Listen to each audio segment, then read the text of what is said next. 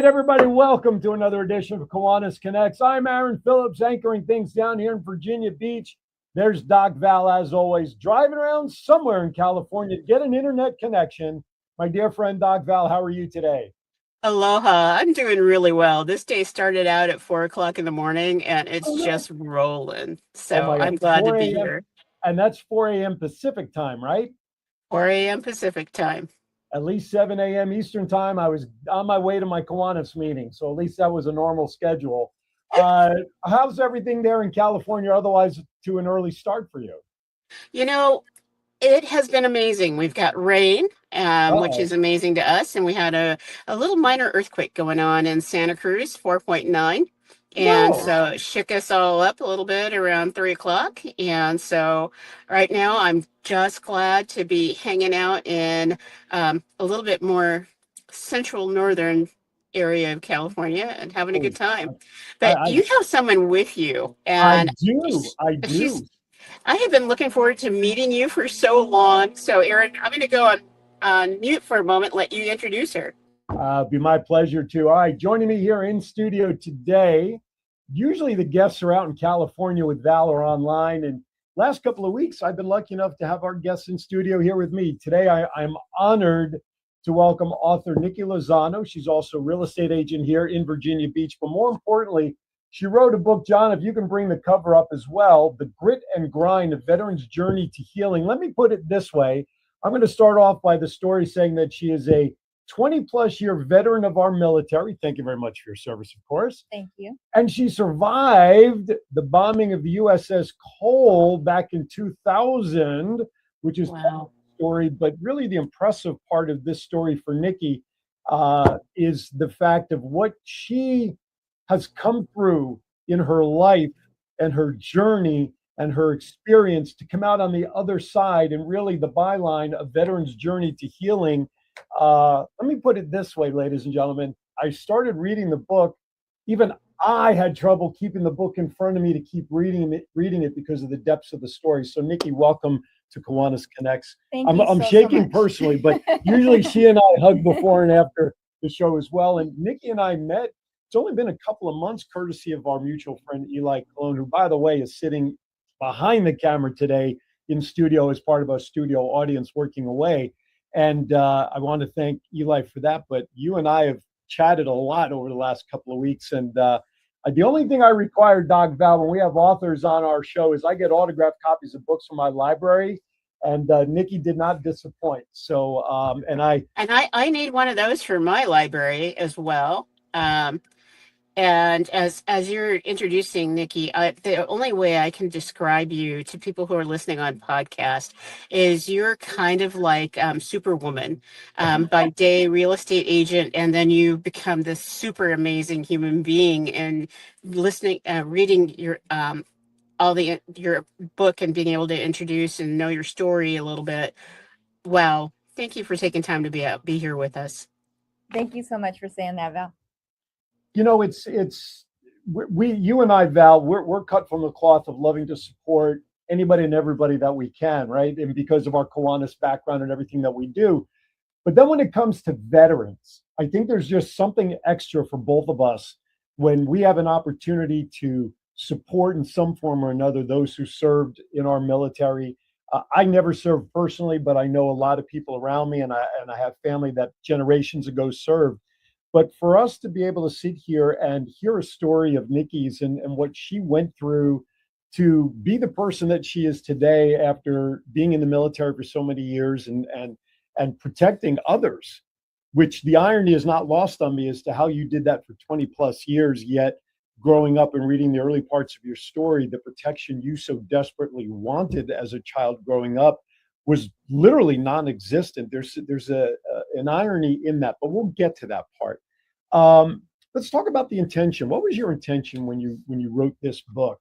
I'm sure it had to be part of it was cathartic for you, but at the same token, what was your goal and intention for Grit and Grind? Initially, I'm very much a storyteller, and it was just something that I would hear often of these stories that you share with us. You should write a book about it. I would love to read that. And so initially it started out that way, but then what ended up coming out turned out to be very different. I did not expect the catharsis to be what it became, but really my goal and intention as I was writing it was to be able to share hope for others who may have gone through something similar, because there's so many people out there that have gone through much of what I've experienced. And it's kind of interesting. We talked about superheroes. Val, you called her Wonder Woman, and we were chatting about the decorations around my studio, of course, being Batman, that she uses the word hope because people forget that the S on Superman's chest or Supergirl's chest is the symbol for hope. So it's interesting that she uses that word. Val, go ahead, take it away.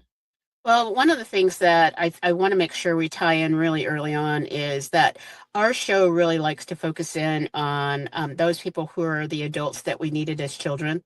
And so you're bringing in your story is something that I think almost every single listener out there either knows somebody or has experienced some pieces of this, and being able to pull it all together in a way that there is healing and hope, it is what's so important, so you don't get stuck emotionally in what you're doing. So Aaron had started and it just kept going, but I really want to know, how did you come about to write this book? What was the impetus that started you writing? The changing or turning point when it was like, now's the time, really was because another service member or shipmate that was on the call with me wrote his book, and it gave me that push, like, oh, if he can do it, I can do it. And then it just started from there. And then when I started writing it, then that's where I started steering it towards, wow, if I'm able to get vulnerable enough to be raw enough with my story and with the details, the more that I can share that, it would be able to start the conversation with others to do the same for themselves.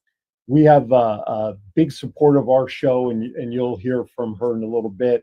Melissa Atwell, based in Las Vegas, she has a resource called the Mental Health Moment, and we have her do a piece with us every week for suggestions on how to handle stress. So your connection with your journey and all that you went through, and we have to connect her with Melissa, because I think Nikki and Melissa, the two of them, Val, would just like blow the doors off any project together when it comes to mental health and stress and just kind of coping with everything. Well, I already have her, Nikki. I already have you in line to join our Kiwanis Club.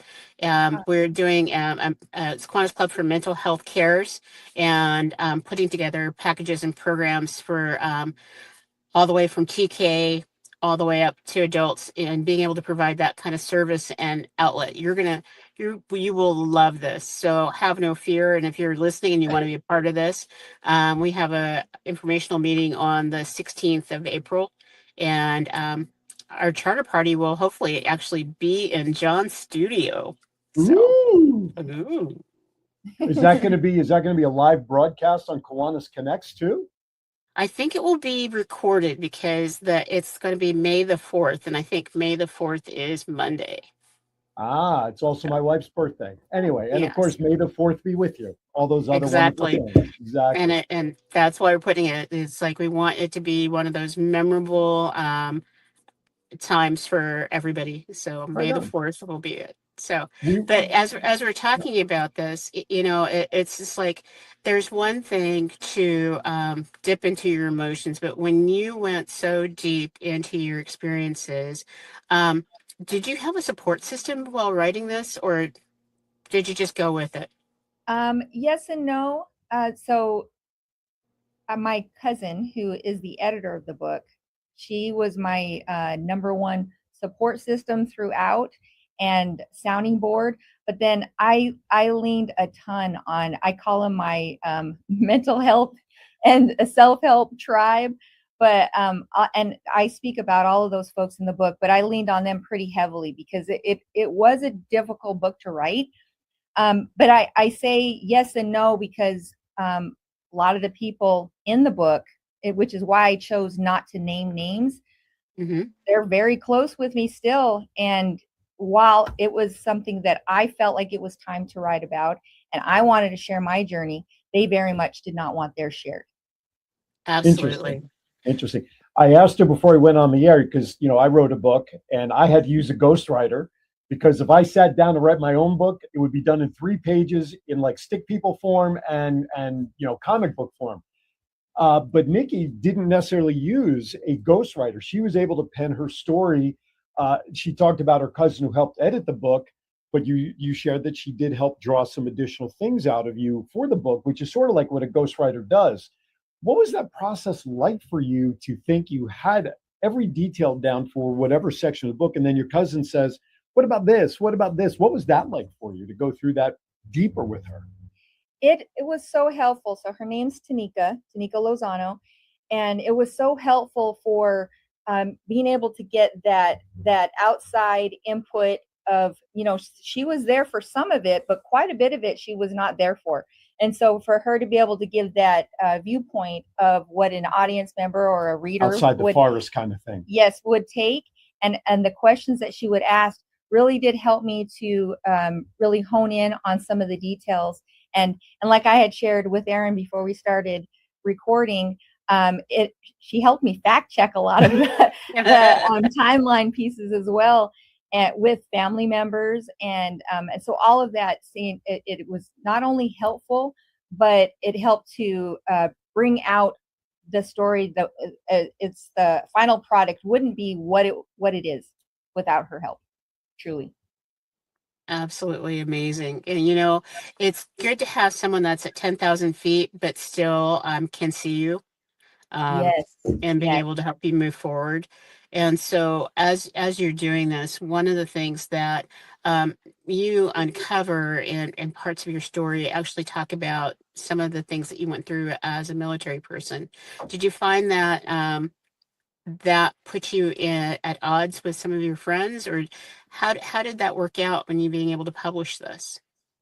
That part, actually, I didn't find that. I didn't find a lot of resistance from friends. I was not the only crew member on board. We're all still very close, and they were as supportive and encouraging as I could have hoped, and Wow. and still are. And so that part, I would say 100% supportive. And it's important for us to never forget that it happened. All of the families that were affected, and how many crew members were on board? It was 305 at the time. Okay. And we lost 17. Okay. And then 40 more were injured. Wow. Okay, on that sombering note, we're going to step aside for our first break of the show. We figured that'll give us a good point to kind of go, okay, let's recollect ourselves. You're watching Kiwanis Connects. When we come back, we're going to recap what else we have planned for the show today. We do have one live announcement I need to make on behalf of the Chesapeake Kiwanis Club. But more importantly, listen to our messages for our sponsors, because without them and you, this show would not be on the air. You're watching Kiwanis Connects. We'll be right back. Hey, everybody. Aaron Phillips here from the Kiwanis Connect show. Are you trying to recruit for new members? Do you have a huge event coming up that maybe is your biggest fundraiser of the year? But you need to do something different to let people know that it's happening. The same old gives you the same old routine and results.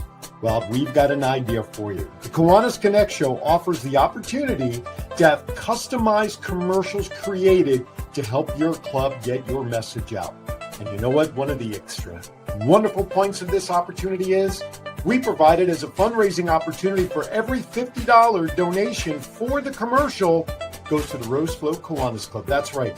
The very same Rose Float that we see on television every New Year's that represents Kiwanis International will now be supported by these Kiwanis Connects commercials. So, if you want more information to get involved, just drop us an email at KiwanisConnectsInfo@gmail.com. That's KiwanisConnectsInfo@gmail.com. Get your 30, 60, or 90-second customized commercial today, and let's help the Rose Float Kiwanis Club continue to plant its seeds for success. The Centennial Internet Kiwanis Club is pleased to announce that we are currently accepting pre-orders for the newest manufacturing run of the giant 8-foot-high Kiwanis logo inflatables. New this round, we're accepting orders for Action Club, Circle K, Key Club, and Kiwanis designs. At $625 per unit plus shipping, these inflatables are easy to set up, display, and store. You can order them online at centennial-internet.club today. Sometimes I'd like to smack old age right in the kisser. Ow! I always get the best parking spot. I think she needs a little more help. Monday? What I really need is a boyfriend that can drive at night. I can make a fashion statement out of anything. I will be fabulous. I have a little crush on my pharmacist. With Comfort Care at your side, you can live your best life possible. We know families can't be there 24/7, which is why we can help with as much or as little home care as you need. From medication reminders and meal prep to everyday chores and errands, so you can live in your own home on your terms. I wouldn't let aging stop me from being me. Call Comfort Care now and let us create your personalized care plan and find the perfect caregiver match. Can you show that number again? She was texting. Together with Comfort Care, you can both live your best life possible.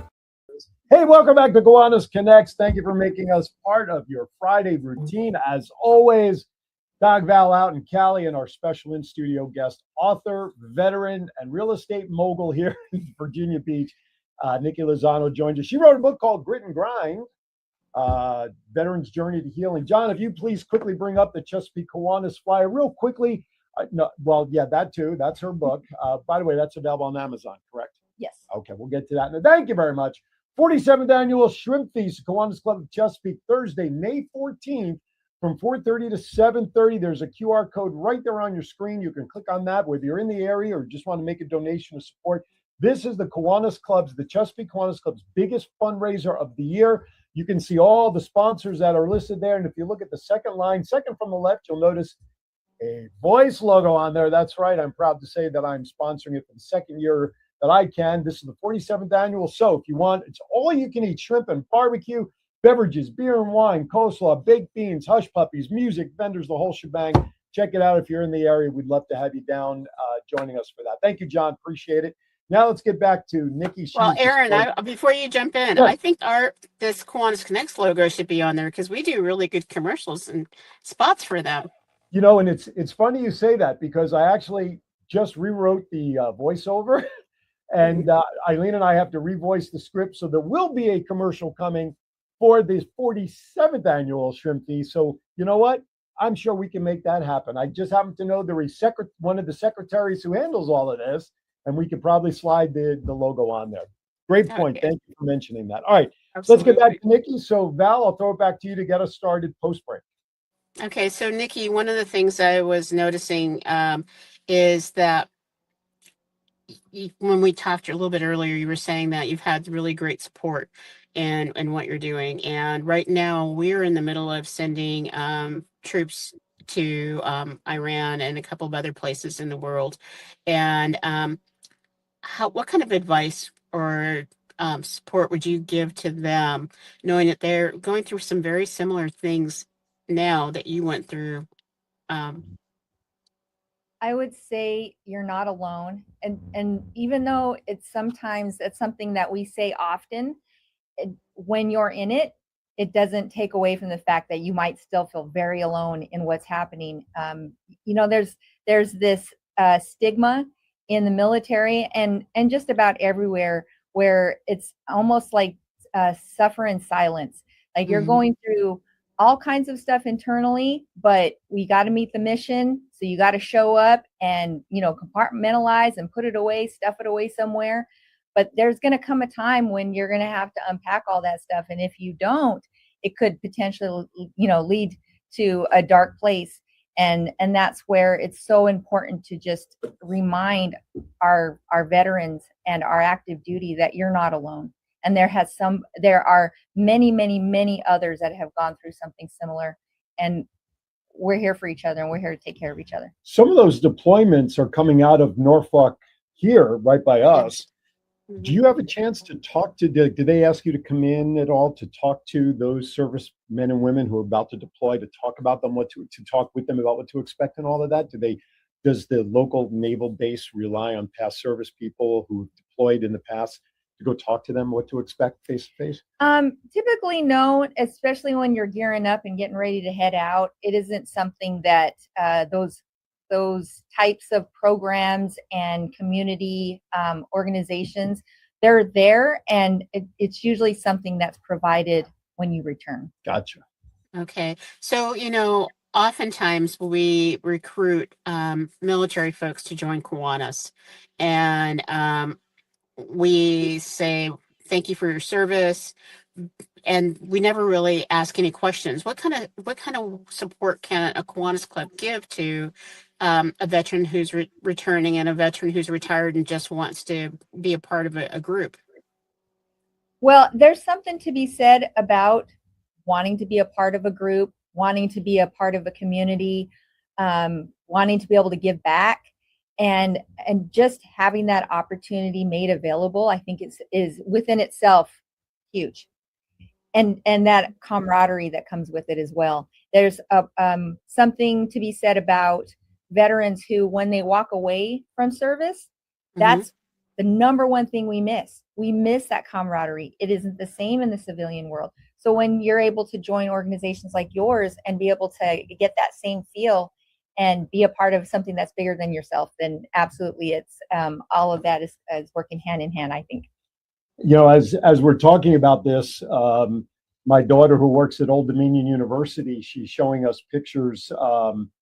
They're doing a memorial service out at the football stadium for Lieutenant Colonel Brandon Shaw, who during the terrorist attack here at Old Dominion a couple of weeks ago on campus lost his life. And my daughter sent pictures from the field where they're planning on doing the memorial. Well, actually, the memorial was yesterday on Thursday, so these pictures she sent was during all of that.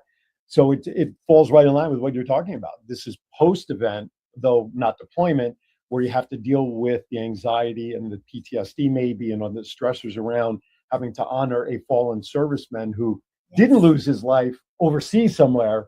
He lost it 12 miles down the road from us where we're currently sitting. But the trauma and everything that goes into that, the advisors and the counselors and everything have to be at the ready to support military and non-military in this situation, right? Absolutely. I can't imagine. I honestly can't. Val?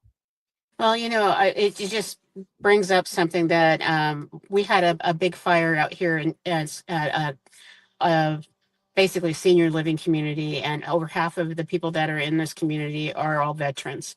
And so in the volunteer time and working with them, it's just recognizing and realizing for some of them, this is the post-traumatic stress that they're experiencing, to go through something that they had no control over and having everything ripped from underneath them.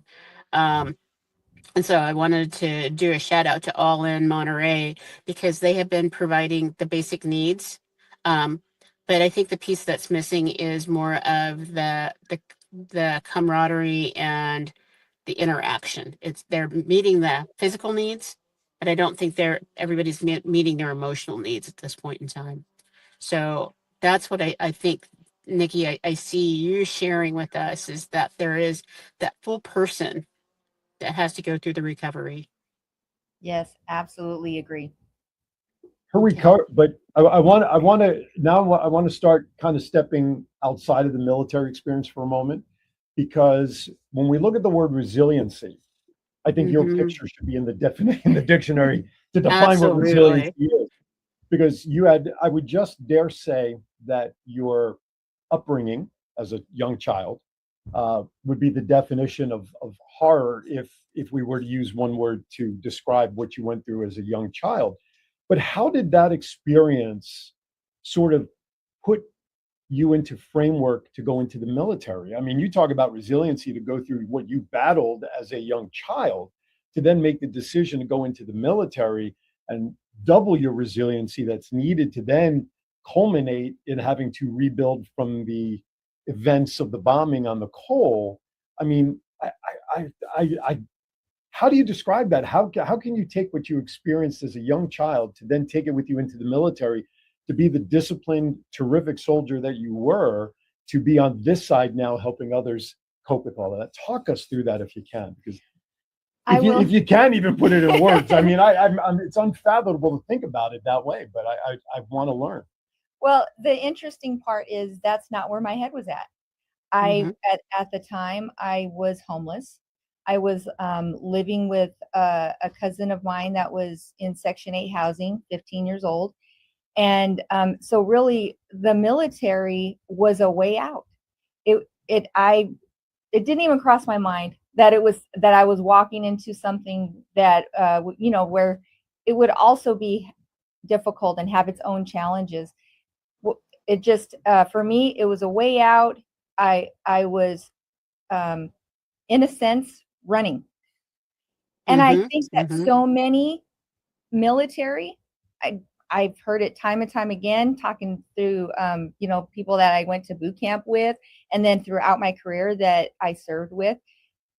Most, if not, like I would say a grand majority, they're all trying to get away from something. Absolutely. It could be, they're just trying to get out of a bad situation. They're trying to find some footing, find their next step that they don't know which way is headed, but this is an opportunity. So I think there's something that can be said about that as well, where I wasn't looking at it from that perspective. It just kind of happened that way. And in some way, what I experienced as a child prepped me for what was coming. It sure did. And that's one of the things that I think most people don't realize is the rules that you're taught in the military about pack it away, we don't talk about this, we move forward, are the same exact rules that you're given as a child. And it's like it didn't happen the way you think it did, put it away in the box, move on, move forward. Don't tell anybody because this doesn't fit the narrative that's in the house or it's in the school or it's whatever. So your brain was already preconditioned, right? So there's no have to learn a new thing. Does that make sense? Yeah, 100%. It was familiarity. I knew where I fit in that puzzle. I had been doing it. Val grew up in a military family as well, so she grew up traveling the world, so to speak, so she can also appreciate the perspective of that military lifestyle as we're kind of hedging on it. So well, and I also grew up in a abusive household, and so some of the things that I'm just beginning to touch base on with you, I feel like I see you, I feel you in this, and I think that most helpers and most people who are really successful in moving forward are those people who've been there. And we're the best ones that can reach out, because if we can figure out how to be thrivers, not survivors, but thrivers, and the resilience, we're the best ones that can be that adult for the kiddos and for those people serving that where we used to serve. So I just want to do a quick reset for those of you joining us here. Thank you for watching Kiwanis Connects. Aaron Phillips, Doc Val, and our special in-studio guest today here in Virginia Beach. She is the author of Grit and Grind, A Veteran's Journey to Healing. Miss Nikki Lozano is joining us and talking about her experience, not only in the military, but what transpired in her early life to get her into the position she is today as a great inspiration and motivator for resiliency. I want to also let everybody know, of course, you can catch us on our 3 positions on Facebook and YouTube. And of course, don't forget, coming up still on the show, we have Melissa Atwell's Mental Health Moment Message. We have Doc Val's Wow Moments. And of course, I didn't even mention this at the top. Guess what? No bad dad jokes today. Yeah. April Fools. That should tell you what our theme of jokes are. I got Doc Val. I got her. That's right. I've got some bad dad jokes. April Fool's jokes theme, because that was just a couple of days ago. I'd be remiss if I didn't touch on that, and a lot to do. So thank you for joining us today. Make sure that you share this episode with those who need to be uplifted, who need to understand the definition of resiliency, and it's okay to overcome what many may perceive as early trials and tribulations. And as a great example of that, Nikki can share what it is like. It's hard work, no question, but she did it, and anybody can who wants a source of inspiration, you've got that right here, Nikki. All right, let's talk about, there's 3 words that you use in your bio, and that's called the hero journey. What does that mean? Talk about what the hero journey is all about. So there, and I am forgetting the first name, but it's by a gentleman with the last name Campbell. And he wrote The Hero's Journey, and it's a theme that can be found in just about any story, movie, book of a person who starts in one place and finds that at the end of the journey, they were their own hero. That's Joseph Campbell. And Joseph so, Campbell, thank yeah, you. you're right on track. I actually think I have that one on the shelf. Yes. So, yeah. Yeah, and that's truly what I believe is part of our life's journey, is to find that within ourselves of how we can become our own hero. And to your point, Val, where you had mentioned becoming the adult that you needed when you were a child, for yourself, for your own inner child. Absolutely. One of my friends, she says this statement that it just resonates with me. Children need to be children as long as they can. And as adults, that's our responsibility to help them stay children. And when you can start seeing the signs and know that it's okay to help them express themselves so that they don't go through this whole pathway that we're going through.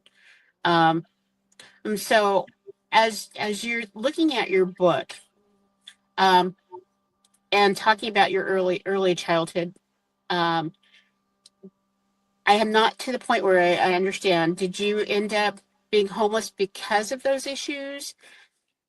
How did you end up in that transitionary phase where military was the answer?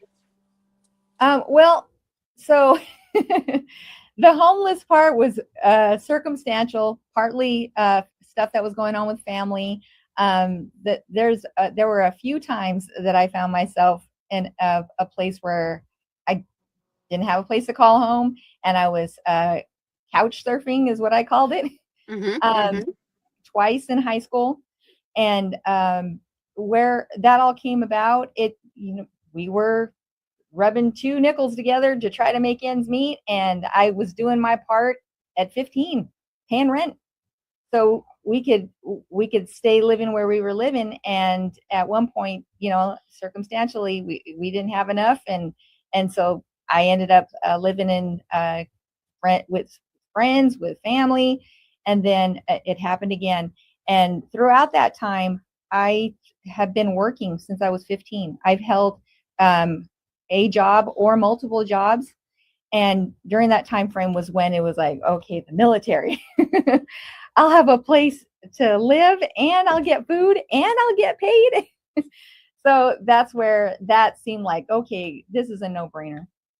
Where my circumstances that have me right now, there's there's a limit to how far I can get by with where I was at. So it really was an opportunity, and it was the single most best decision I made for my life. When did you get into the military? When did you enter in? It was in 1998. Okay. I was 2 years out of high school, so I was 19. Yeah, exactly. I mean, the more I hear the pieces of this, it's just, I mean, I barely remember, like, at the end of high school, just trying to remember, like, what cartoons were wrapping up on a Saturday. You know what I'm saying? I mean, it's just absolutely nuts. Because we mentioned the USS Cole, and I don't mean to digress off of what we were just talking about there. I'm sure there are plenty of listeners out there that, quite frankly, want to hear maybe some of that day. So what was it? It had to have been pretty much a typical day. Can you lead us up through a little bit of what the day was like on board before the incident, and then kind of what was happening as it was unfolding? So I would say that it was definitely not a typical day, and I don't go into details operationally with what led us there in the book, mainly because at the time I was E4, and my leadership, where it was at that point, we weren't involved in why we were there. But it was the only time that a ship was ordered to go outside of their battle group to go do a refueling. So that's where it was not a typical day. Okay. The other options would have been to refuel at sea, that we call it unrep. That's not what we were ordered to do. So here we were by ourselves in Aden, Yemen, using a refueling station, and that was when we had two 2 men on a trash barge. That's what we thought it was. The trash barge, it was a little small boat that would come alongside the ship and pick up our trash while we were refueling. Instead, they had explosives on board, and they were suicide bombers. And so they pulled up alongside us, waved, and even in the moments after it happened, most of us thought that something had exploded from the refueling. Gotcha. Only Wow. a few people had seen the boat pull up alongside Really? us. So where were you when the bomb went off? So I was, so again, not a typical day. Sure. It was right before lunch was about to start. And if it was a normal day, I would have been the first in line to eat. and this day, something felt eerie and off. Okay. And I didn't want to be down in that area. We had some local vendors that were on board selling their wear. And I still have it's a strange thing to describe, but I didn't even want to step foot into the space that they were in. Something was giving me like the heebie-jeebies. And so I just went back up to my office space, which was in personnel office, and which, like, if you're looking at a DDG, a small ship, it's right in the middle. So it's one deck up from where the mess decks was at and where the detonation happened. And so I went right back up in that space. And when we felt the explosion, it shook the entire ship. And then it was almost like everybody stopped. What do we do? Where do we go? And then, our training is to go to general quarters. So that's what we did. And as I was headed to my general quarters space to go get my equipment, we were overcome with smoke. We did not know that a couple of feet past where we were trying to walk, that's where the hole was, and we would have just fallen in the water. Wow. So it ended up going around topside, going around to see if I can get to that same space from another direction. And that's when we saw everything that was happening, the people that were hurt, the people that didn't make it. And all of that was kind of happening. So you were not injured you were not physically injured. I was not. Okay. That I wasn't sure about that. I did not know if you were physically injured with the incident as well. Suffice it to say, it took quite some time for those that were on board to sort of understand what was happening, to see what was going on. And then at that point, once you guys identified that it was a bombing and not just somebody's bad taste on lunch, that, like you said, now your training kicked in and you guys took care of what needed to be taken care of. Everybody responded. It was damage control response. It was medical response. Everybody just came together. Converged. And yes. It's like when you're in a crisis, everybody just does what they need to do. It's not until the crisis is done. Yep. And I always call it like the breaking the fingernail moment. It's it's not that we just put out a fire and that we've just saved lives. It is, oh my gosh, I just broke my fingernail and my whole world crashes down because all of a sudden I have a time to be vulnerable. So. Absolutely. All right. We are up against our second break and final break of the show because we still have a lot to cover, a lot to do. Finish up with Nikki, talk about where people can get the book and reach out to her if you want someone, at least in the local area, to be a guest speaker at your organization, because we do have to get her to the Chesapeake Kiwanis meeting, right, Eli? To become a member as well and speak and share her story. But where you can get the book and be inspired by this lady's journey would be the understatement of the day. And we have bad dad jokes, and we have Melissa's moment, and we have Val coming up, and we have a commercial right after this. If you want attention, you need more than an ad. You need a presence. Welcome to WWDB TV, your internet streaming TV station built for business and people. We create high-impact commercials and video podcasts with pro production. Then we help distribute your show where audiences already watch and listen. Your brand, your story. Broadcast ready. On streaming, on social, and beyond. Ready to be seen? Visit www.dbtv.com and book your production today. Sometimes I'd like to smack old age right in the kisser. always get the best parking spot. I think she needs a little more help. Monday. What I really need is a boyfriend that can drive at night. I can make a fashion statement out of anything. I will be fabulous. I have a little crush on my pharmacist. With Comfort Care at your side, you can live your best life possible.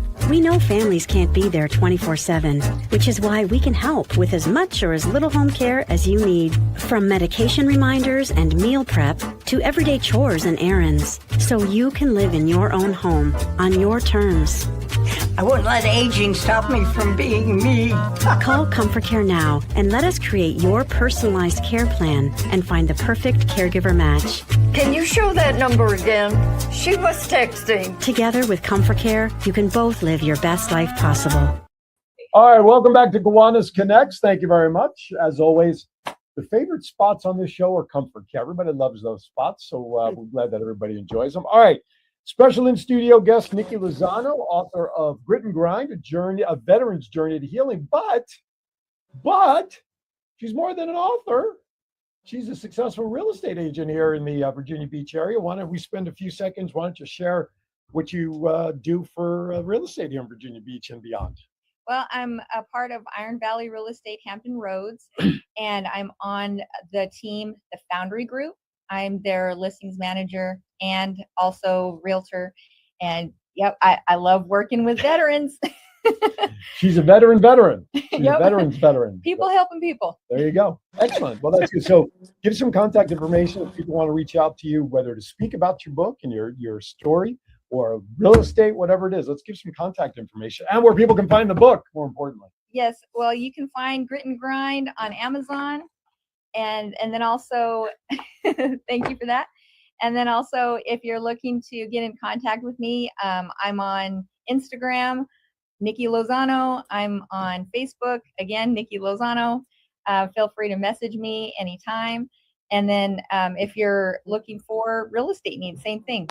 Message me, get in contact with me, and put me in the game, coach. I'm ready to help.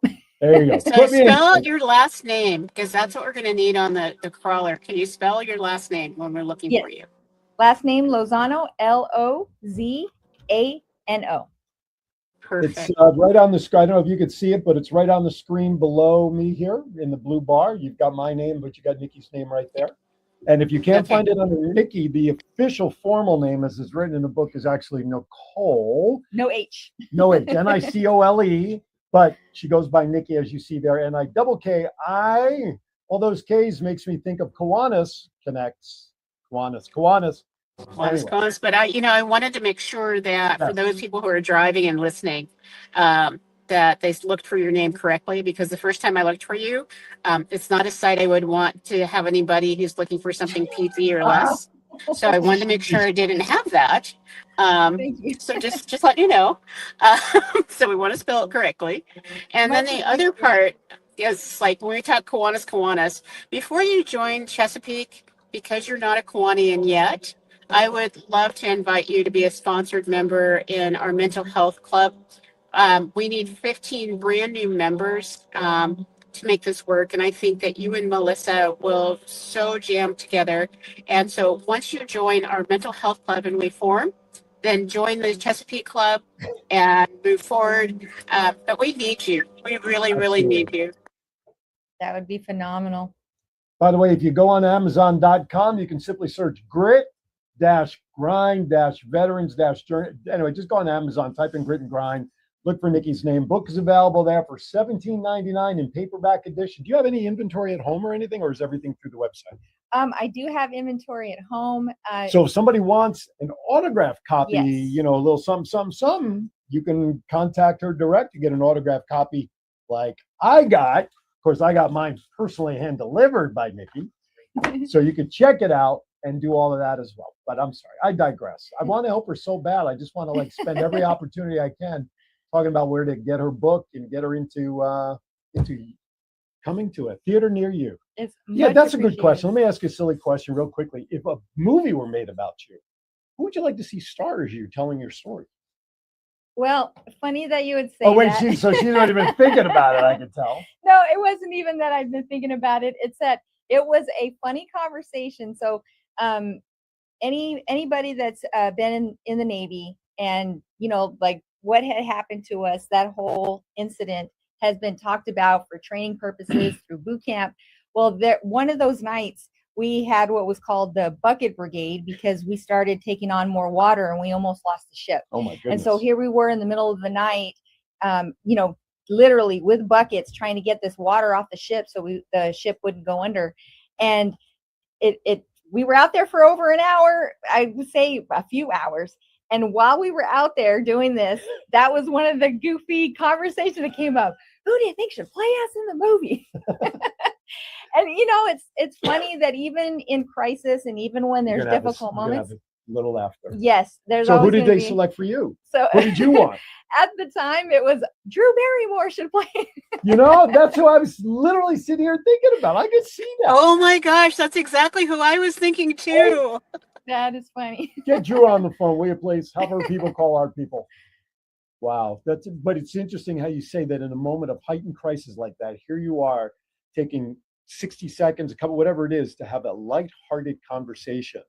Whatever. I would not, in that instinct, man. I guess you guys needed to do that at that moment. That was what was called for. I'm just still so enthralled with her story. I could sit and listen to it all day long, because the human interest side of this, quite frankly, hopefully none of us should ever have to experience. But to hear someone go through it and how she dealt with it, and you're still dealing with it with such grace today because of your book and how you tell the story, and you're very matter of fact of sharing your background and being on the ship that day, what could have been from a military standpoint the worst day possible for you to experience, on top of the worst days that you experienced in adolescence. Quite frankly, I just don't know how you're here talking about it today. I got to imagine there had to have been some very dark moments in your life where I'm sure you kind of questioned why and how can I do this, but yet here you are today, being the shining light and example for others. I'm just so impressed and in love with you and your story that I just can't. There's a Yiddish word, it's called kvelling. It's kvelling, where you just kind of just want to do. All right. Shall we move on? I call it fanboying. So you're like, I sometimes get that fangirl thing going. Yes. And so like it's so understandable. Absolutely. Very sweet. All right, let's move on to our last few items before we wrap up with Nikki. So let's hear from Melissa Atwell, our mental health moment tip from Melissa. Take it away, Melissa.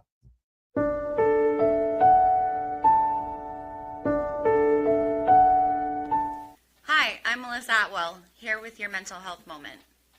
Rest isn't reward-based. You don't have to earn rest. If you're tired, you deserve a pause. When your body's tired, your mind can't function.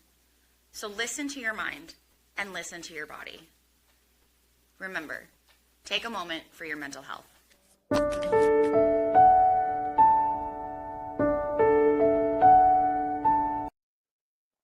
Thank you, Melissa. Well, while that was playing, so you have a daughter. You have any other children? I have 3 daughters. Okay, how old are they? Are they 24, 14, and 12? Any military desires from any of them? Not one bit. And I can't blame them. Their dads are both either active duty or retired. Okay. And yeah. I was like, no, don't do it. Don't do it. What do they think of your story? How much of your story? I presume your eldest probably knows most of your story, or do they? What's their thoughts on your story? So my eldest, she hasn't read the book yet, and she'll read it when she's ready. But because of some of the stuff that I was modeling for her, not in the best way, she has a very different viewpoint of it, and rightly so. She got a very different version of mom in my younger years. Mm-hmm. So I think that might take some time. And then my younger ones, I don't, and I told them, you can read it, but I don't know if it's kid material right now. Probably not. Yeah. So there might be some time before that happens. But we do have open conversations about things. And I love that we have that, where we can have, they feel comfortable too, to be able to have open dialogue about just about anything. But as far as the book in particular, Haven't crossed that bridge yet. and you Yeah, know, and I'd say that bridge does not need to be crossed for quite a while yes. because in John is being mom, there's all those pieces. John is asking in the chat room, when is your birthday? My birthday's September 7th. Oh, that's near John's birthday, and then he calls you a squid. See, that's it's not chief, John. We're not talking to chief yet. What was your title in Senior chief? Senior chief. Well, we have a guy back in Vegas. His name is Thomas Glenn, but he also is Navy, and he's the two of them in studio when they would go at it before the wrestling show.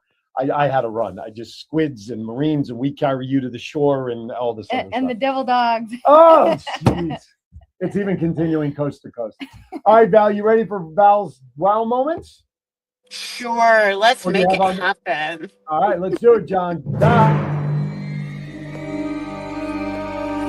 So if John doesn't want to do an intro, he does not need to. What's that? But I got an introduction, so that's cool. I said we don't need an introduction, but I got one anyway. In this season of Passover and Easter that are coming up, one of the things that Kiwanis do best is show up. And so I want to do a shout out to multiple clubs that are out there. We have a club in the middle of Mississippi that put out 40,000 eggs last Saturday for kiddos to have that experience. Think about it, 40,000 plastic eggs and prizes. You've got Lincoln Foothills that is going to be having about 2,000 kiddos racing through. And if you've ever been to an Easter egg hunt, you know that it may take you 3 hours to put eggs out, and it takes about 3 hot minutes for it to all be done. And for them to go through the full range of emotions from elation, excitement to full out, they need to go and have a timeout. So I am just in awe when people come together for Easter and Passover and really rally around feeding our communities, because this is an amazing emotional time. And we also cross over into many other holidays. This is yet again that time where the calendars all coalesce. And so being observant of people and what their beliefs are and how they are impacted is really important. So that's my wow. Yeah. Well said. All right. It's time to wrap up, sort of. Of course, you did your homework. You have a bad dad joke ready for? She's like, she started laughing. She says, is that what you really want? I said, yeah, every guest has to come on with at least one bad dad joke. So to get us started, the floor is yours. Okay. My kids love this one. It's kid approved. During Halloween, what did the monster say when he ate the ghost? What did the monster say when he ate the ghost? I don't know. What did the monster say when he ate the ghost? It tastes like sheet. Oh!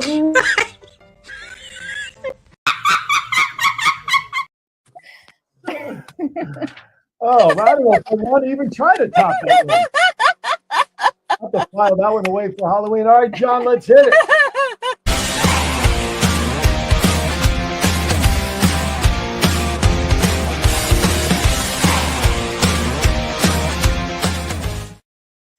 All right, here we go. April Fool's Day, bad dad jokes, no sheet involved whatsoever. What is a prankster's favorite toy, Doc Val? What is a prankster's favorite toy? Anybody? Silly string. Not as good as the first one. Hey, I can't help it if they keep raising the bar. No, I'm not done. How is April Fool's Day like a huge open mic night? How is April Fool's Day like a huge open mic night? Actually, I should qualify for this one.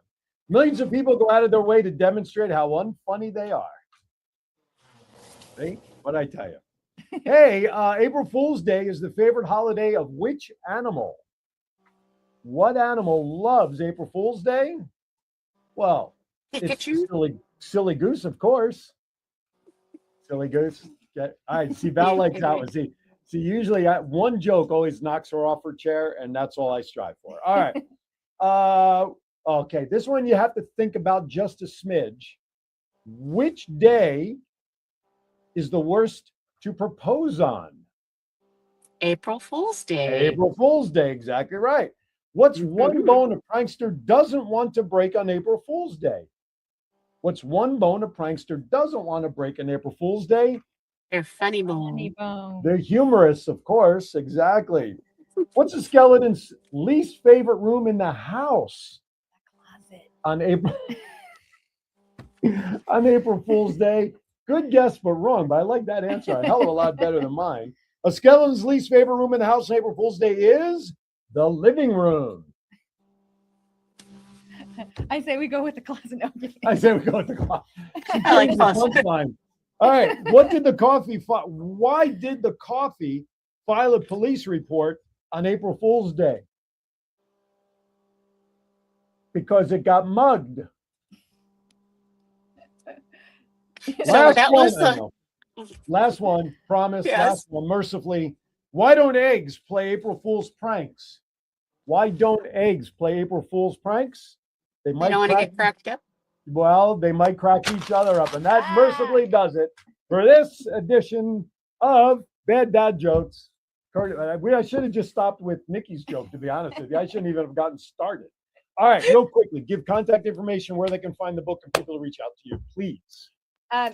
Phone number 757-535-5832. You can find me on Instagram under Nikki Lozano or Ms. Nikki 7, Ms. MIZNIKKI 7, and then on Facebook under Nikki Lozano. And if you don't remember all of that, you can just drop us a message at kiwanisconnectsinfo@gmail.com. I'll forward all that information to you, or leave a message on our Facebook pages that you need Nikki's info. I'll be happy to respond and get it to you. All right, Doc Val, let's wrap it up. If you don't mind, take it away.